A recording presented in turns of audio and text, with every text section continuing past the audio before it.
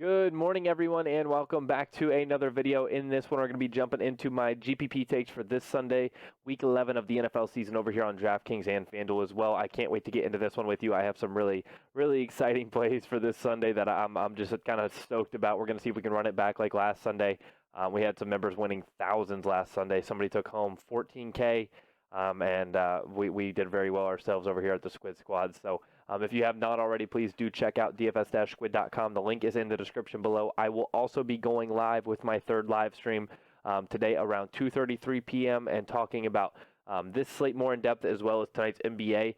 We'll probably just talk about this slate there to start around 2:30 to 3 when we go live. We'll talk about some NFL stuff, and then we'll transition over to NBA around 3:30, 4 o'clock and start getting our mindset on tonight. So definitely check that out. The link to my stream is in the description as well, twitch.tv/VELOCIXMLG.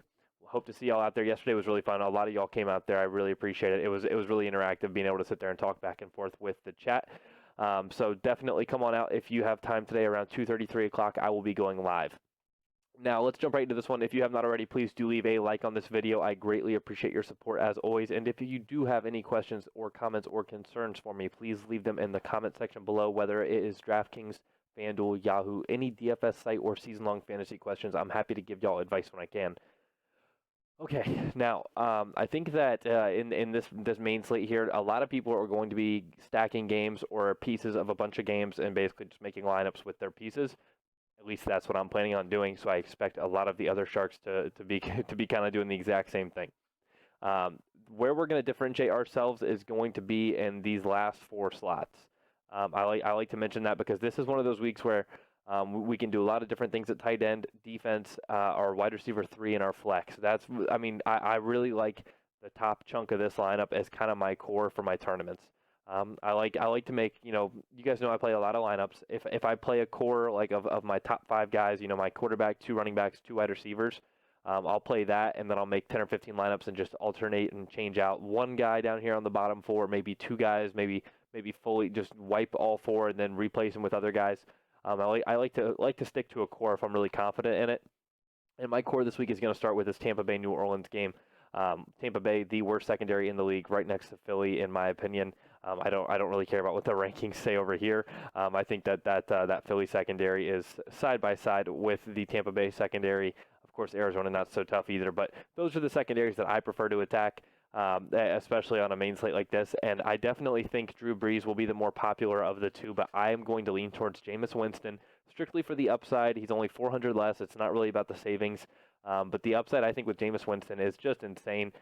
I will have exposure to both of these guys. I'm just personally going to lean Jameis for the GPPs. I could see this being a 42-45 type game, and I could see both of these guys going absolutely nuts. Ronald Jones has looked great since he got that starting role and everything, but I do think that Alvin Kamara is a little bit more lethal, so maybe he can vulture a couple touchdowns, and Jameis will finish with more fantasy points.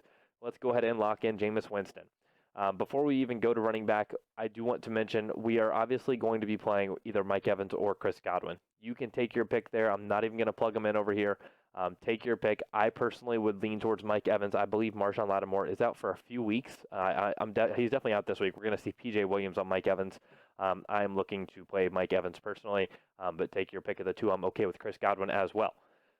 Now, with that said, let's go ahead and plug in the most elite tournament play. I don't see how we don't love Michael Thomas at 9.9K for GPPs. He's got a very high floor and a ridiculous ceiling of playing against that worst secondary in the league, like I just mentioned. I don't think you have to have Drew Brees to stack him with. I think we can go Jameis, like I said, with one of these two guys here. And we can even run it back with orange juice. I was tweeting about this last Sunday morning before the game started, talking about I like orange juice. I want some champagne and orange juice, and I capitalized the O and the J. I'm just kind of trying to have some fun on Twitter, but I really liked O.J. Howard last week. I'm pretty sure I mentioned him in my video, but regardless, the members over at DFS-Squid, they all knew I was on O.J. Howard last week. I really liked him, and he did finally find the end zone. He didn't go absolutely crazy or anything like that, but he did well, and I think he's going to be kind of prioritizing this offense now. I think we're gonna do like a full 180 from what we saw earlier in the season, and Jameis is going to finally start looking for O.J. Howard. So I do want to kind of mention that because I'm going to have these 3 guys with one of those Jameis pass catchers. It's kind of a game stack for that Tampa Bay New Orleans game.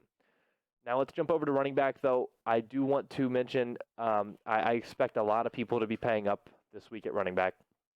I expect Dalvin Cook and Zeke to go under-owned. I think with Christian McCaffrey up here at 10.5, I don't think either one of these guys is going to be as high-owned as they should be, being Zeke and Dalvin and Leonard Fournette as well. And even Alvin Kamara. Alvin Kamara could do well against this Tampa Bay defense. They have easily one of the best run Ds in the league right now. But that doesn't mean Alvin Kamara can't, step outside or come out of the slot or just even run a wheel route and get loose on them. So I'm not afraid to play Alvin Kamara this week at all. For this lineup, I'm going to be showing you some value. This is somebody I'm obviously going to mention in the Cash Locks video, so I don't need to mention him here. I'm not going to talk too much about him, but Brian Hill will be starting, it looks like, for the Falcons this week. He did get 20 attempts and 2 targets last week for 14 points. Not super efficient, but not bad either.